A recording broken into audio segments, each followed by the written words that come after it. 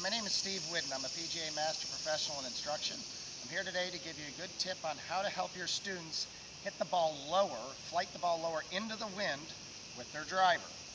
Okay, first thing I like to tell them is we're not going to make a lot of adjustments in their golf swing, because the thing that they think they have to do is make some sort of crazy adjustment to get the ball to go low.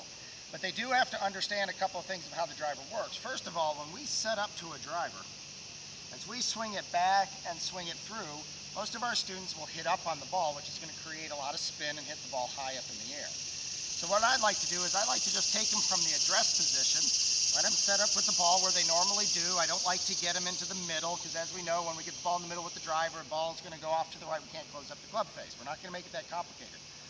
What I like to do, though, is I like to take them into an impact position where they actually feel like they're leaning forward. They then can look at the loft of the club, see how it came down a little bit.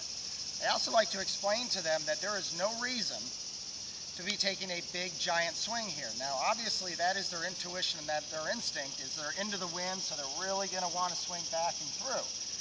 The more speed you put on this golf ball, the harder you hit it, the higher it's going to go. So our job is we're going to set them up like normal. We're going to control the length of the swing, which I'll show you in a minute. And we're going to try to keep the ball lower by really not hitting the ball as hard. I mean, the job into the wind isn't going to be so much the distance, it's going to be keeping it low enough so the ball doesn't get affected so much by the wind. So I'll choke down on the club, tell them to choke down maybe an inch or two. What that helps us do is it's going to help us narrow the arc a little bit. We're not going to want to get them way up to the top. So I have them normal ball position, show them impact by leaning the shaft, that's taking some loft off the golf club. And what I like them to feel is that they're really just taking their hands shoulder high to shoulder high. Okay? Whether or not that is actually shoulder high to shoulder high is irrelevant. It doesn't matter to us, nor to them. But what they want to feel is wide, wide.